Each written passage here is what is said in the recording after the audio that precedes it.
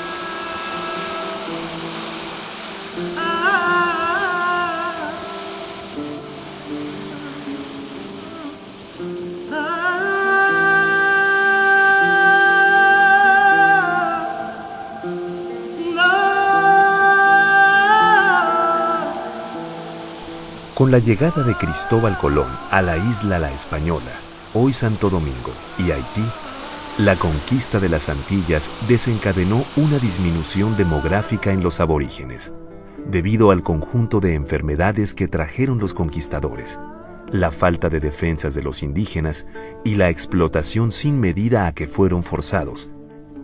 El pronto agotamiento de yacimientos de oro de aluvión y el flujo continuo de españoles deslumbrados por hacer la América generaron el avance de la colonización hacia otros horizontes.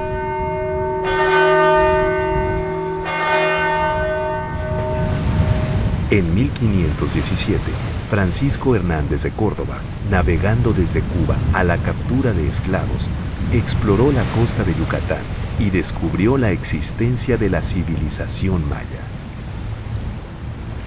Al año siguiente, el gobernador de Cuba, Diego Velázquez, armó una expedición al mando de Juan de Grijalva, quien prosiguió costeando el Golfo de México, recabando noticias de un gran imperio donde abundaba el oro.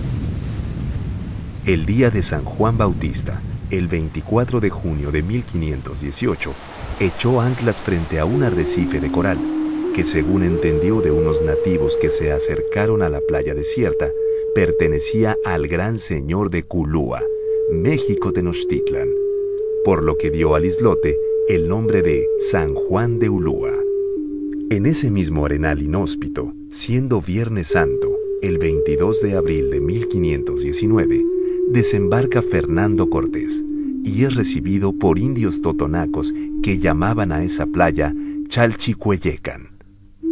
Para liberarse de la jurisdicción de Diego Velázquez, Cortés convence a sus hombres para formalizar un ayuntamiento, el primero en la América septentrional, dándole el nombre de Villa Rica de la Vera Cruz, que le confiere poderes de justicia, alcalde mayor y capitán. Este es el comienzo de la conquista de México.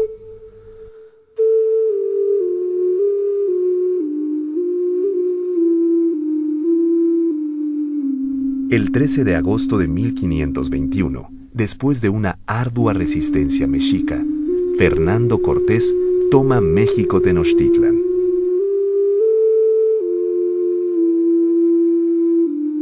La primera expedición de jesuitas destinados a la Nueva España se embarcó en Sanlúcar de Barrameda, antepuerto de Sevilla, el 13 de junio, y tras 89 días de navegación, arriba al puerto de San Juan de Ulúa el 9 de septiembre de 1572.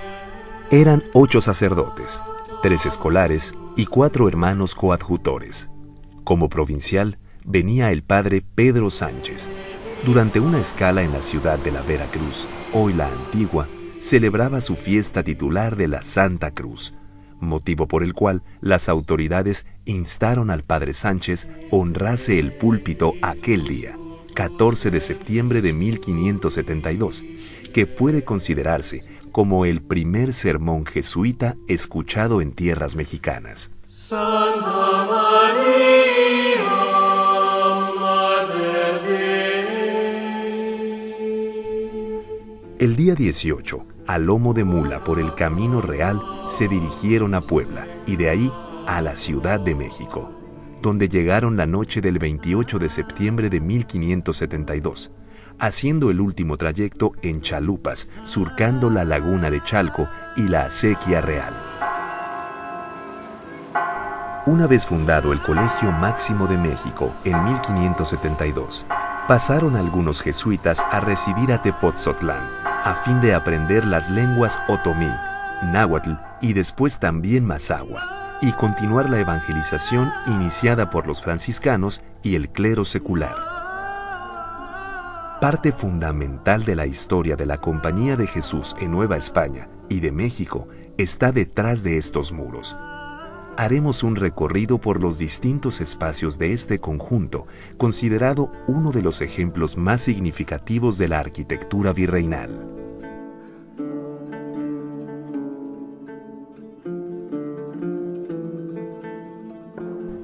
El antiguo Colegio Noviciado de la Compañía de Jesús, Museo Nacional del Virreinato, Tepotzotlán, Estado de México. Y a la era, y a la era y más a la era, golpe de mar, barquito de vela, dime bien para dónde me llevas, si para España o para otras tierras, o a navegar al mar para afuera.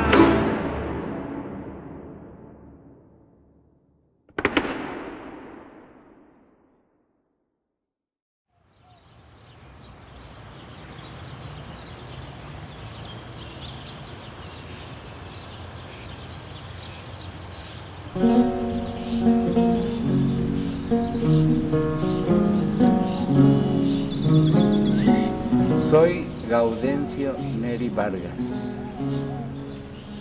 Nací en este pueblo de Tepotzotlán. El nombre es el que me impusieron en el bautismo. Aún conservo mi nombre autóctono. Mi nombre autóctono es Tezcacuautli.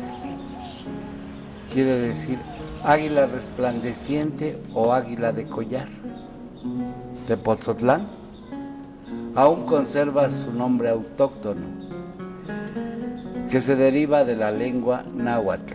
Tepotzotli, que quiere decir joroba, y tlán, que quiere decir junto a o en, o junto al jorobado, uniendo los dos vocablos.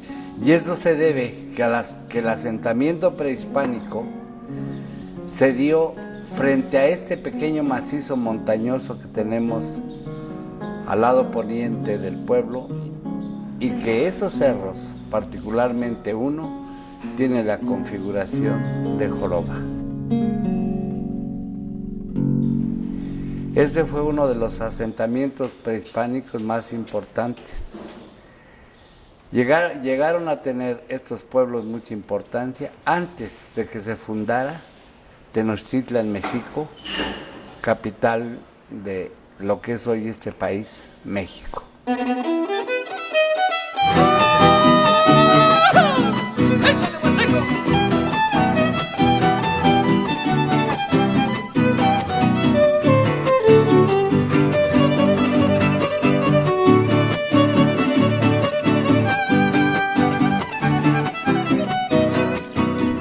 Los otomíes fueron los pobladores más antiguos de esta región hasta el establecimiento de la cultura teotihuacana.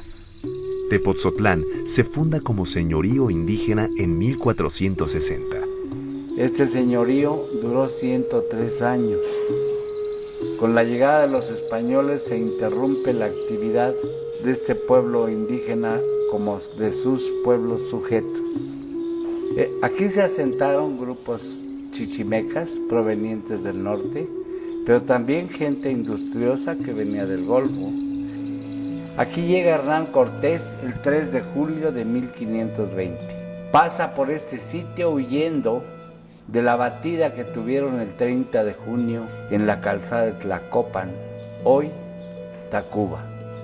Como no fueron bien recibidos, tomaron la ciudad a sangre y fuego incendiaron las instituciones con que ya contaba Tepoztlán en ese tiempo. No vuelven aquí los españoles, sino hasta el año de 1525, en que llegan los primeros frailes franciscanos y sobre las ruinas de las construcciones prehispánicas comienzan a edificar una humilde ermita de visita. En el año 1547, Tepoztlán se convirtió en cabecera de doctrina franciscana y en 1569 ya estaba secularizada. Se funda la parroquia y precisamente ahí donde hoy se levanta el templo de San Pedro Apóstol, ahí se levantaba la construcción piramidal principal, que era conocida como Micacalco. Son voces en la lengua náhuatl, que quiere decir en la casa de los muertos. Más tarde llegan los jesuitas a Tepoztlán.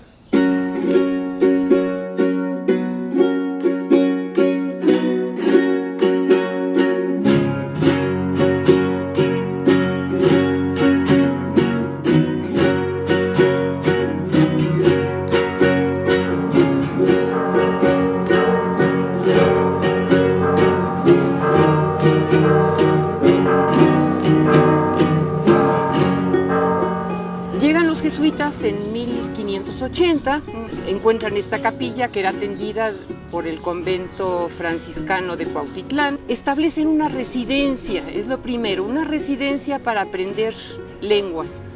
El primer colegio fue el de lenguas indígenas para jesuitas.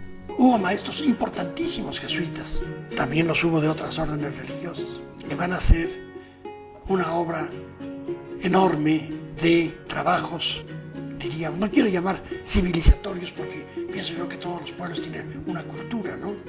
Pero sí, ellos, por ejemplo, se echan a cuestas la cuestión lingüística. Podemos destacar a varios padres maestros, como por ejemplo, el padre Antonio del Rincón, descendiente de los reyes de Texcoco. Era en parte de la familia noble de Texcoco, de donde estaba el rey Nezahualcóyotl, sabio, poeta, etc.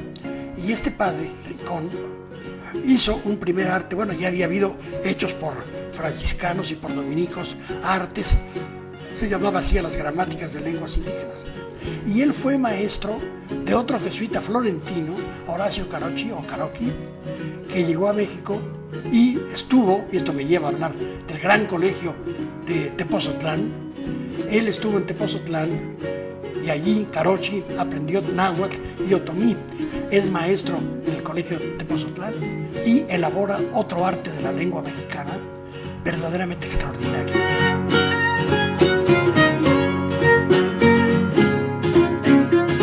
Hay toda una etapa de que los jesuitas atienden a la población como curas de almas y otras que se dedican exclusivamente a lo suyo, al seminario de San Martín. El segundo colegio fue el Seminario de San Martín, nombrado por don Martín Maldonado, cacique del pueblo, dueño de casas y tierras, que donó a los jesuitas a fin de fundar una escuela-internado para niños, hijos de indios principales. Y estos niños, además de la doctrina, van a aprender algunas artes como el castellano, el latín, pero también dicen que la música. Fundan este seminario que debió de haber estado en la parte sur, la parte más antigua, según los arqueólogos, según las exploraciones arqueológicas, es en la parte sur, o sea, el costado donde está la entrada lateral de la iglesia de San Francisco Javier. Esta es la portada lateral del templo de San Francisco Javier en Tepoztlán. Es un barroco absolutamente sobrio que corresponde a la primera construcción del edificio del siglo XVII. El padre Pedro Sánchez, primer provincial de México, se encuentra en una situación inesperada. En realidad no es el náhuatl la lengua comercial de América. El náhuatl se hablaba en los dominios mexicas, pero para el norte cada pueblo tenía un idioma y entonces el náhuatl difícilmente les era útil en la penetración misionera. Era importante aprender por lo pronto el otomí, el mazahua y se podían aprender las lenguas, entonces se establece el noviciado en Tepozotlán. Más tarde, el padre provincial decide trasladar de la Ciudad de México a Tepozotlán el noviciado. El tercer colegio fue la obra más prestigiosa del conjunto, el noviciado de Tepozotlán. Procedentes del Colegio Máximo de México, en 1586 llegan los primeros novicios. Su permanencia fue breve, pues la casa que les habían cedido carecía de comodidades para el estudio, por lo que fueron trasladados al Colegio del Espíritu Santo en Puebla. Sin embargo, se dieron cuenta de las ventajas de Tepozotlán para la formación de novicios, por la tranquilidad del ambiente y lo apacible del paisaje. Es entonces cuando el colegio recibe una grata noticia. Un rico comerciante en plata, don Pedro Ruiz de Ahumada, les dejó en su testamento un legado para la construcción del noviciado, y en 1606 regresan los novicios de Puebla a Tepozotlán. La construcción de este claustro se inició en 1606 para albergar a los primeros residentes del colegio. Al mismo tiempo, se comenzó a levantar la capilla del noviciado, la hospedería y el portal de peregrinos.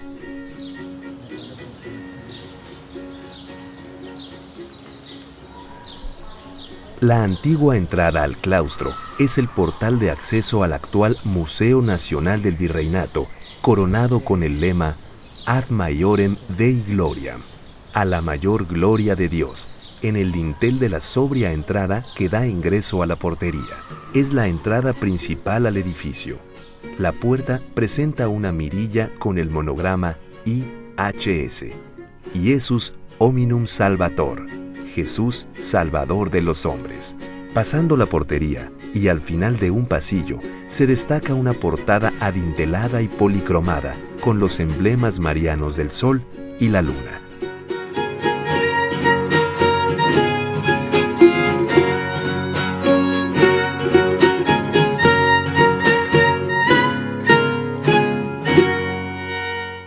Este pórtico señala la división entre el claustro de los aljibes y el noviciado, propiamente el área del noviciado.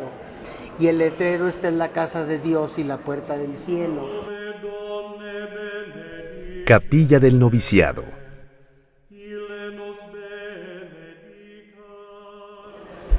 A partir de aquí se entra al recinto del noviciado. Se percibe un tono de intimidad y privacidad con su vestíbulo y reja cancel de madera, cuyo remate tiene una inscripción latina. Domine dilexi decorem domus tuae. Señor, he amado el esplendor de tu casa. Y es muy interesante en el sentido iconográfico el marco herreriano, este marco que termina con los pináculos rematados con pomas isabelinas, que es el símbolo del Escorial, que trata de poner la Casa de Austria para originar un estilo español. De la decoración con azulejos del vestíbulo han quedado como muestra algunas piezas. En este recibidor se encuentra un lienzo del siglo XVIII, pintado por Miguel Cabrera, que representa a la Sagrada Familia, y un retrato anónimo de San Ignacio de Loyola. Soy Alfonso Alfaro, soy antropólogo. Estamos en la capilla del noviciado de Tepozotlán.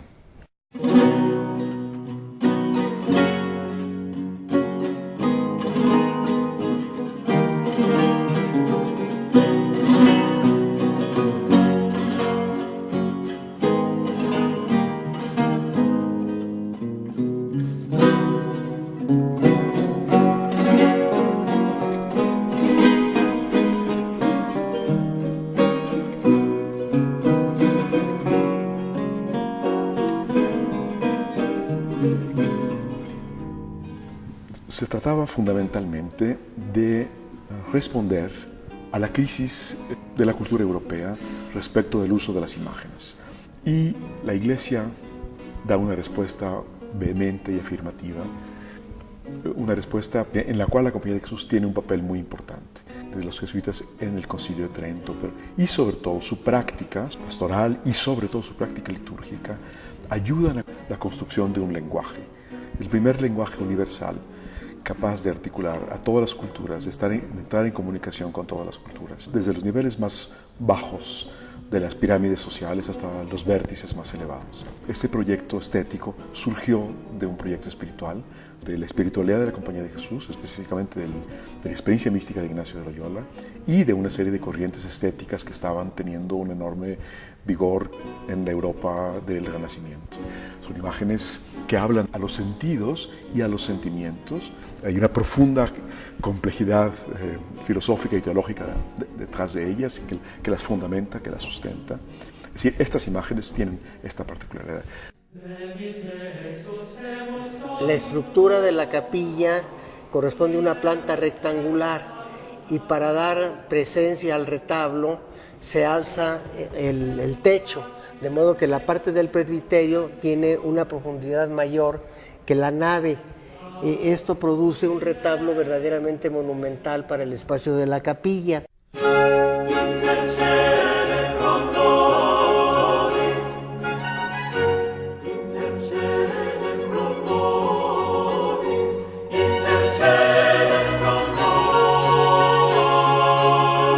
Y luego es muy interesante la cubierta.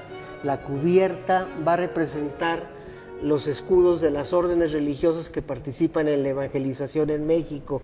Los muros están decorados con esculturas estofadas de santos, ángeles y vírgenes. Del lado izquierdo, frente al altar, está la Virgen de los Dolores. Una particularidad de la cultura occidental es esta fuerza extraordinaria. Digamos, en ninguna otra civilización del mundo la figuración plástica ha alcanzado el desarrollo que ha alcanzado en Occidente, y es en buena medida a partir de ese momento que decidió explorar la figura humana como signo principal de expresión de la divinidad.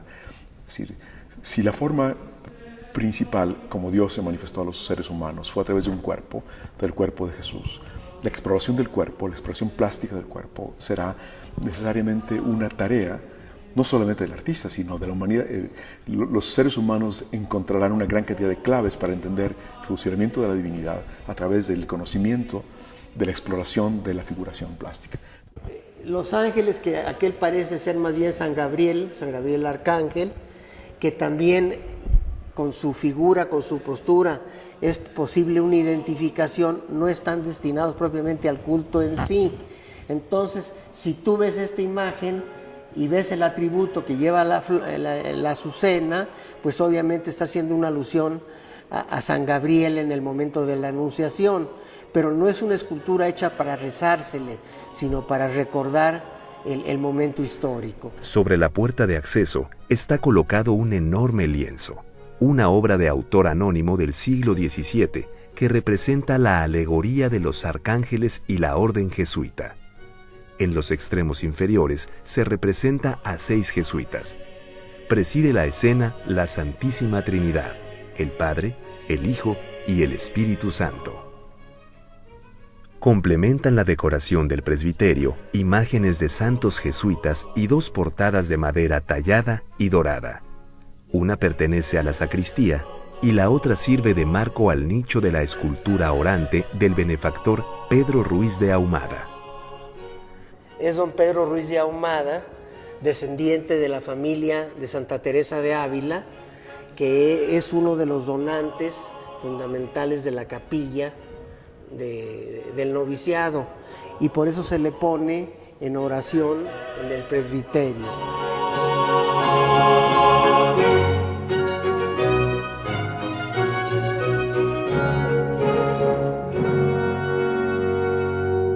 En la nave el espacio de honor está dedicado a la Virgen de Guadalupe, porque desde el noviciado se insiste en darle un culto especial a la Virgen de Guadalupe.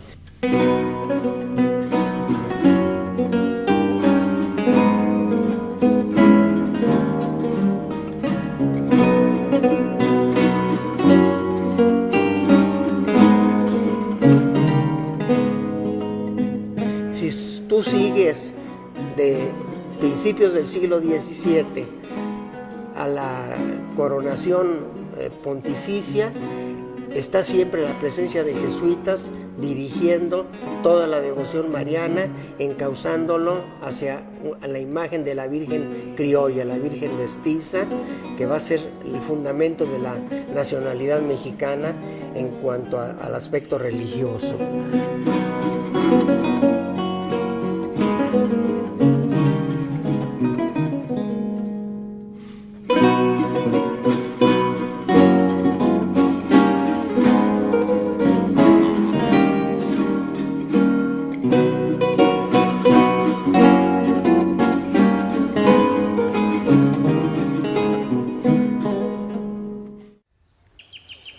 Atrio de los Olivos, Parroquia de San Pedro Apóstol, 1618. Es un espacio que ocupa parte central del poblado. La fisonomía ha cambiado a través de los siglos. El perímetro del atrio es de mediana altura con arcos invertidos y pilastras lisas rematadas por florones.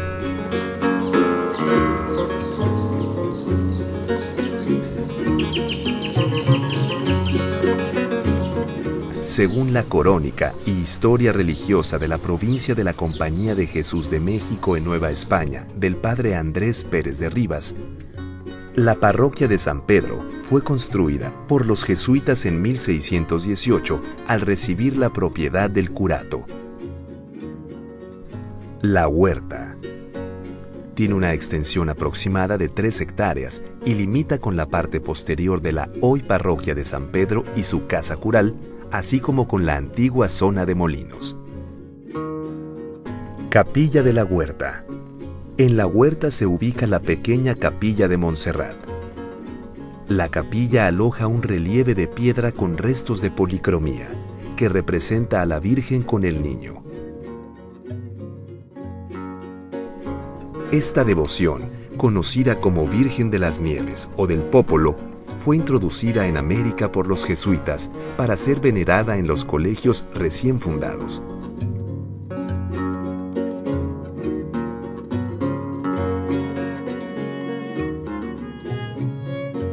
Patio de los Naranjos. Esta área, dedicada al descanso y esparcimiento de los jóvenes novicios, fue construida a fines del siglo XVII y principios del XVIII. En la fuente del centro del patio se pueden ver la fecha 1708, que posiblemente sea el año de la finalización de los trabajos.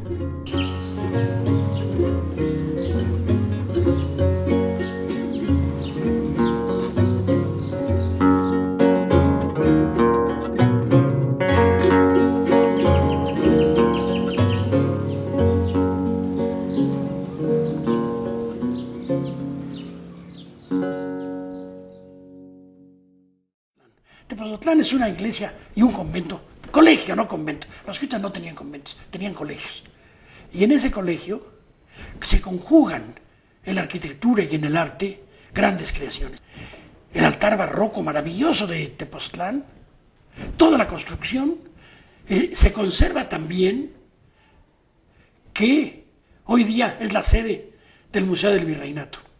La fachada es grandiosa. Templo de San Francisco Javier. Cuando San Ignacio gobierna la compañía como primer general y llegan las solicitudes para construir iglesias, colegios, templos, en fin, San Ignacio autorizaba y decía sí, que se haga a nuestro modo. Nuestro modo era que se haga de acuerdo a nuestra costumbre. Era nuestro modo de ser, nuestro modo de construir, nuestro modo de proceder. Como San Ignacio estaba en Italia, esto lo italianizaron y decían el modo nostro.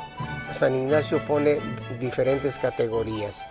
Cuando se hagan edificios de servicio, hacerlos firmes y bellos dentro de la sobriedad.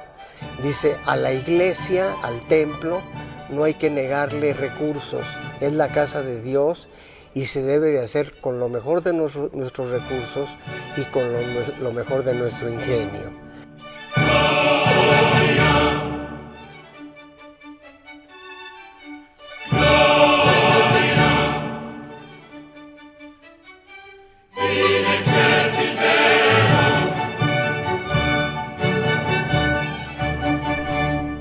El templo de San Francisco Javier vino a sustituir a un antiguo recinto presidido por la Virgen de la Compañía.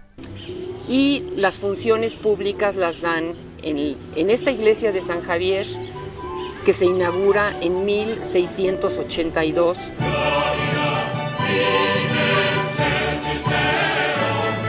Diversos arquitectos participaron en la edificación entre 1670 y 1682, pero al parecer fue José Durán el maestro principal.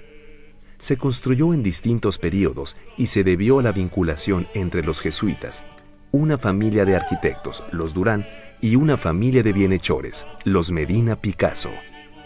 Fue el novicio y más tarde sacerdote don Pedro León de Medina y Picasso, quien recibe de sus padres 350,000 pesos oro para la construcción del templo de San Francisco Javier.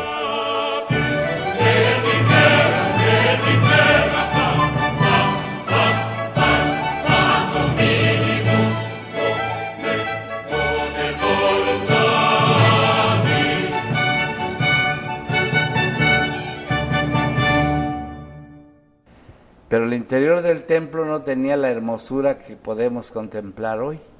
Tenía otros retablos más modestos. Retablos del presbiterio.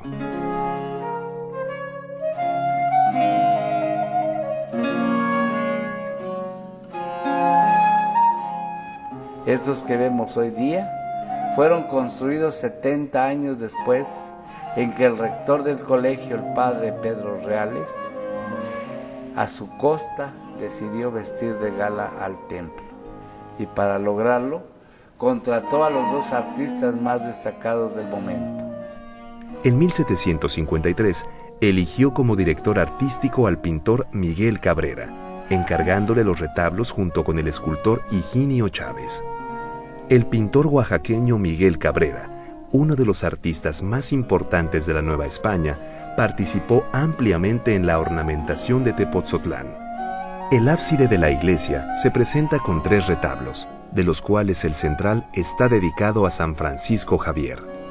La Inmaculada Concepción, Madre de Dios, la intermediaria en todas las funciones de la iglesia y de la compañía, en la peana el Sagrado Corazón, y el sitio de honor corresponde al patrono del colegio, que es San Francisco Javier. En el retablo del presbiterio correspondiente al lado de la epístola tenemos a San Estanislao de Cosca. Es muy importante porque San Estanislao, santo novicio jesuita que muere a los 16 años, es el patrono de los novicios de la Compañía de Jesús, y este edificio es el noviciado de la Compañía de Jesús. En el retablo del presbiterio del lado del Evangelio tenemos a San Francisco de Borja. San Francisco de Borja, tercer general de la Compañía de Jesús, fundador de la provincia mexicana, ocupa el sitio de honor, acompañado por San Luis Gonzaga y San Juan Francisco de Regis. Retablos del crucero. El retablo del crucero, que corresponde al lado de la epístola, está dedicado a los fundadores de las órdenes religiosas. Entonces, en el centro, obviamente, aquí sí está San Ignacio de Loyola, padre y fundador de la compañía, acompañado de los santos fundadores de las órdenes religiosas que participaron en México. En los brazos del crucero y la salida de la antesacristía se encuentra el retablo dedicado a la Virgen de Guadalupe, devoción impulsada por los jesuitas en los siglos XVII y XVIII. Después del presbiterio, el retablo más importante es el del lado del Evangelio. Entonces, el lado del Evangelio se lo dedican ya los jesuitas a la Virgen de Guadalupe. Vimos que en la capilla del noviciado, el altar principal, fuera del presbiterio, lo ocupa la Virgen de Guadalupe. Aquí se vuelve a repetir. Tenemos a la Virgen de Guadalupe, que es la patrona de México, ocupando el sitio de honor, pero es interesante el acompañamiento entre los dos santos patronos de la agricultura y la ganadería, que son San Isidro Labrador y San Juan Fandila. Entonces, si Tepotzotlán y la compañía se sostiene de la obra hacendaria, Entonces la Virgen, que es la protectora y madre de la compañía, va acompañada de los grandes protectores de la economía, del sistema que sostiene la obra jesuítica en México.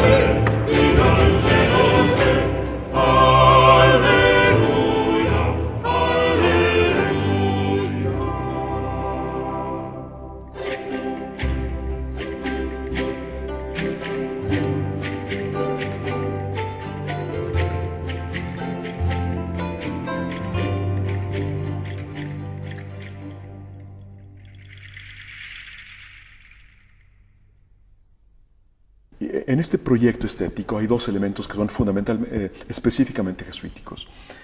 El primero de ellos era el uso de la perspectiva lineal, y el segundo, el hecho de que la perspectiva lineal, al estar construida con puntos sobre líneas que convergen en un punto de fuga, en un punto central, construyen un espacio orientado.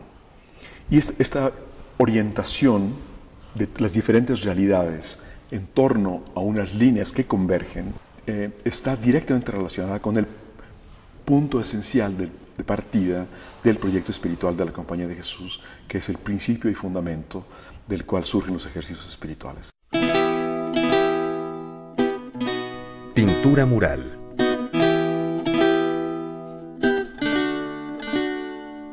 La pintura mural de la bóveda de la iglesia ofrece diversos motivos decorativos, principalmente flores y querubines, además de los frescos en las naves y el coro.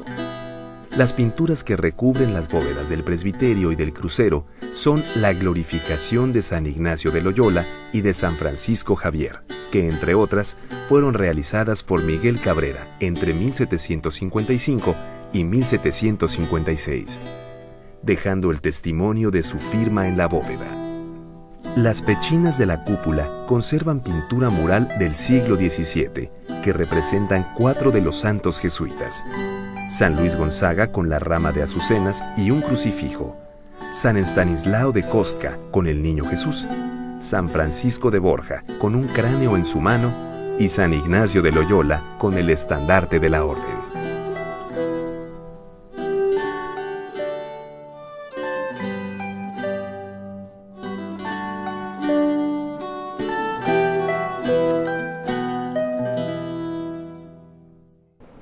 La fachada que orna este templo fue construida años después por el arquitecto don Ildefonso Iniesta Bejarano y Durán.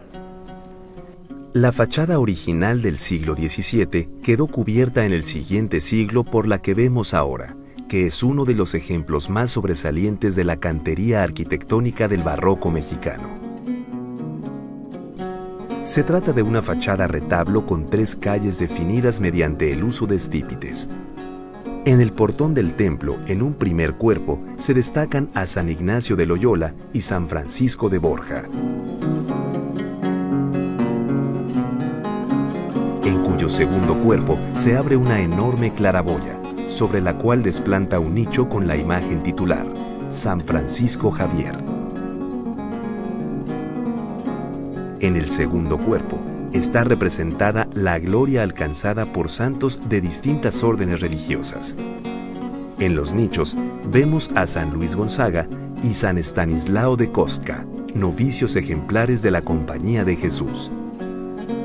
En el remate, la Madre de Dios, la gran patrocinadora de la Compañía de Jesús, y como culminación de todo el conjunto, la escultura de San Miguel Arcángel que protege a la población de Tepotzotlán.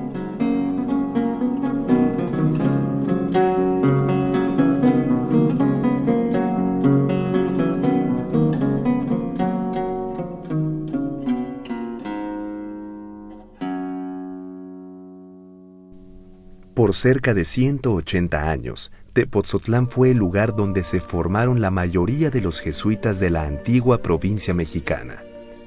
Escogido por intelectuales para realizar obras literarias o investigaciones, como los casos de Carlos de Sigüenza y Góngora, Francisco de Florencia, Francisco Javier Alegre y otros. Si el arte del que acabo de hablar es un arte que tiene como misión principal hacer sentir la presencia de la divinidad y unir a los seres humanos y mostrar y permitir que cada uno de ellos, con su propio lenguaje, exprese lo que busca, el proyecto ilustrado del siglo XVIII, el arte surgido del proyecto ilustrado, tiene como principal objetivo mostrar no la grandeza de Dios, sino la grandeza del Estado. De sustituir un arte de la pasión por un arte de la razón, el Estado, en el momento en que lanza las tres grandes ofensivas de la última modernización borbónica, que son la lucha contra la diversidad étnica en las lenguas indígenas, es decir, el intento de castellanizar de forma forzada a toda la población de forma acelerada. El segundo es el intento por erradicar ese arte, este arte vehemente. El tercer pilar fundamental de este proyecto disruptivo es la eliminación de la Compañía de Jesús. Y la expulsión de la Compañía de Jesús es necesariamente la conclusión de este proceso.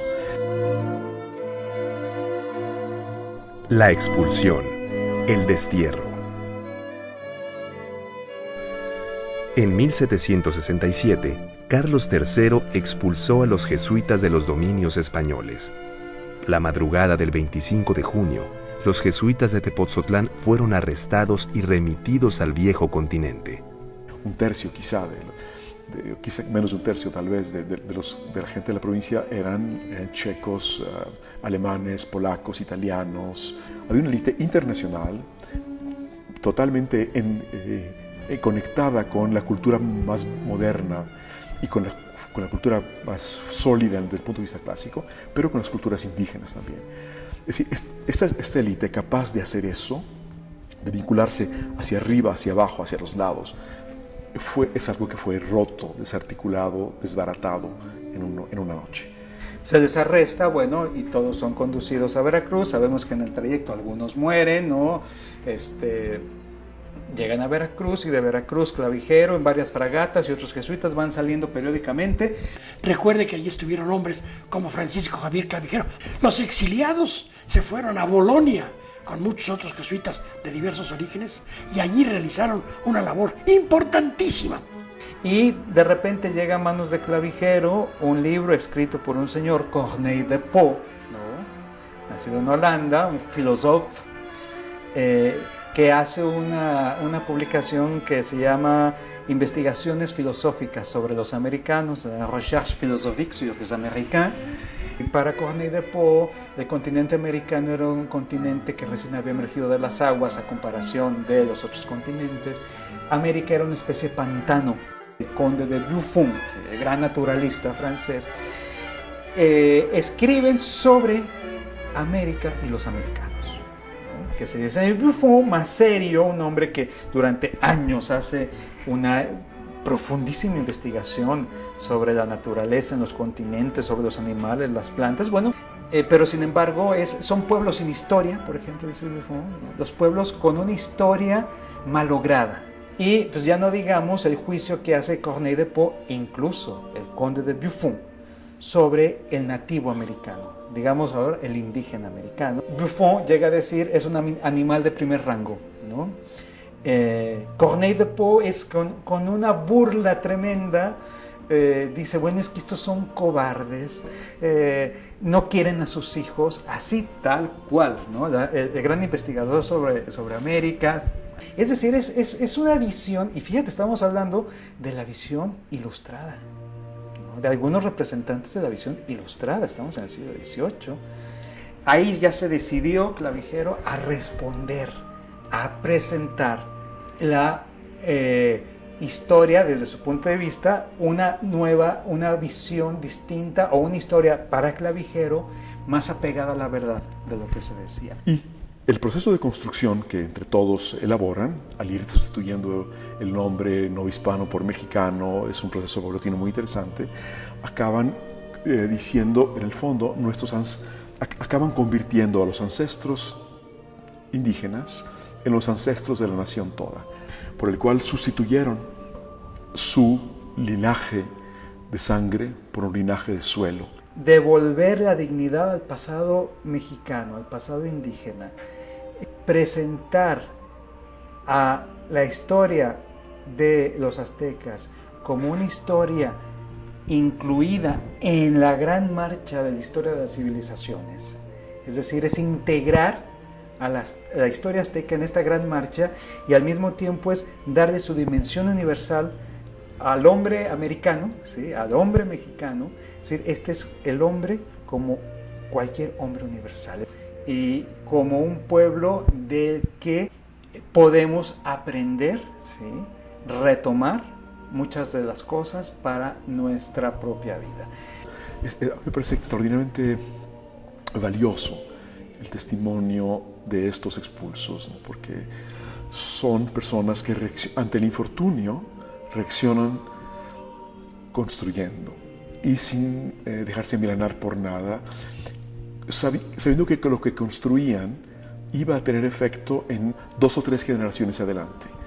El horizonte con el cual trabajaban eran de generaciones adelante y por eso fue fructífera su obra. Por eso cuando el Imperio Español se desbarató, en este territorio específico estaba ya de repuesto un sustituto para aquello que había sido destruido durante su ausencia.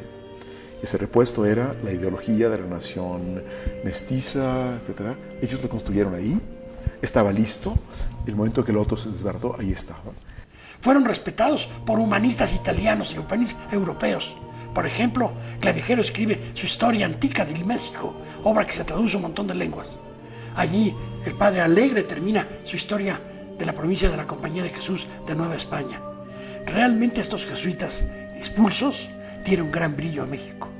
En el caso de Tepozotlán, no es el edificio la herencia de los jesuitas, es el teatro, es la literatura, es la música, lo que nos dejan los jesuitas como herencia.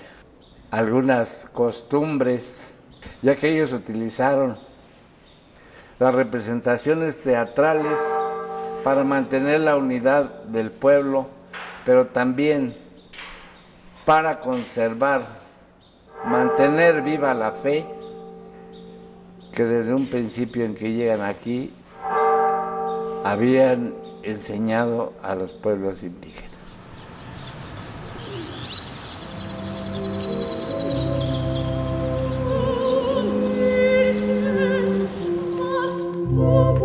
El nardo y la rosa, mujer más preciosa que el fulgido sol, escucha los ecos de aqueste mi canto y enjuga mi llanto de angustia y dolor. El 2 de febrero de 1933 se declara Monumento Nacional. Entre 1960 y 1964, el Instituto Nacional de Antropología e Historia, INA, restaura el edificio, enriquece sus colecciones con objetos de procedencia y temática variada y lo inaugura como Museo Nacional del Virreinato. Tepotzotlán es cabecera del municipio de su nombre perteneciente al Estado de México, localizado a 41 kilómetros de la Ciudad de México. El poblado recibió la declaratoria de la Secretaría de Turismo en la categoría de Pueblo Mágico. Desde el 1 de agosto de 2010 fue declarado Patrimonio de la Humanidad por la UNESCO, en la categoría de Itinerario Cultural Camino de Tierra Adentro. Hoy día la presencia jesuítica destaca mucho en la educación y creo que tienen una posición de respeto y de reconocimiento por la sociedad. Creo yo que la presencia de los jesuitas es un capítulo sin el cual no se puede entender la historia de México. Esto que parece mucho decir es verdad.